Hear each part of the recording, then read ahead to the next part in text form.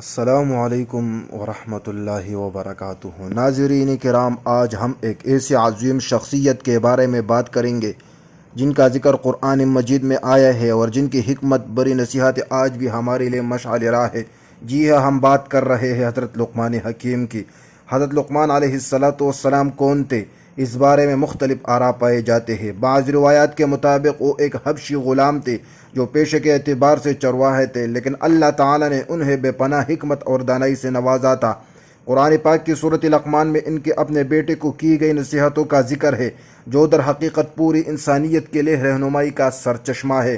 آئیے ان کے چند اہم نصیحتوں پر غور کرتے ہیں جو ہمارے لیے آج بھی اتنی اہم ہے جتنی اس وقت تھے۔ سب سے پہلے اور اہم نصیحت جو حضرت لقمان علیہ السلام نے اپنے بیٹوں کو کی، وہ شرک سے بچنے کے تھے۔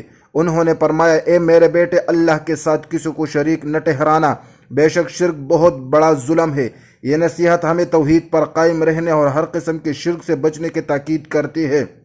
نمبر 2، والدین کا احترام۔ دوسری اہم نصیحت والدین کے حقوق کے بارے میں تھی۔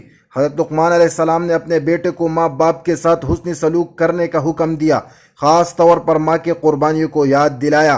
اگرچہ والدین شرک پر مجبور کرے تو ان کے اطاعت نہ کیے جائے، لیکن دنیا میں ان کے ساتھ نیک سلوک جاری رکھا جائے۔ نمبر 3، اللہ کی قدرت اور علم۔ انہوں نے اپنے بیٹے کو اللہ کی قدرت اور علم کی وسعت کے بارے میں بتایا کہ کوئی بھی چیز چاہے وہ رائی کے دانے کے برابر ہی کیوں نہ ہو، اگر وہ کسی چٹان میں یا آسمانوں میں اور زمینوں میں کہیں بھی ہو، اللہ اسے لے آئے گا۔ بے شک اللہ لطیف اور باخبر ہے۔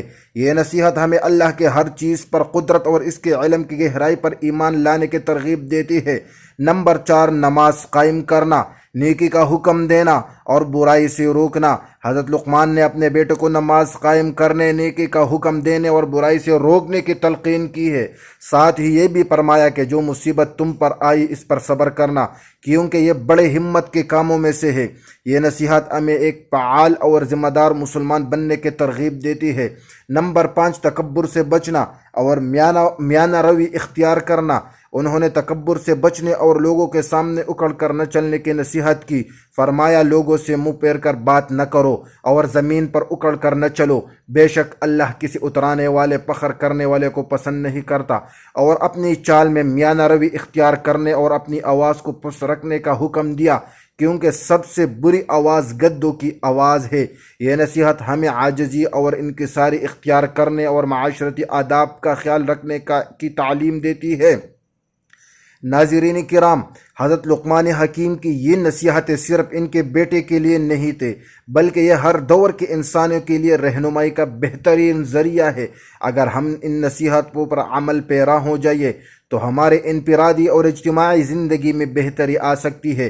امید ہے کہ آپ کو یہ ویڈیو پسند آئی ہوگی۔ اس ویڈیو کو اپنے دوستوں اور خاندان کے ساتھ شیئر کریں تاکہ زیادہ سے زیادہ لوگ حضرت لقمان حکیم کی حکمت بری باتوں سے مستفید ہو سکے۔ ہمارے چینل کو سبسکرائب کرنا نہ بھولیں تاکہ آپ مزید ایسے معلوماتی ویڈیوز دیکھ سکیں۔ اگلی ویڈیو تک کے لیے اللہ حافظ۔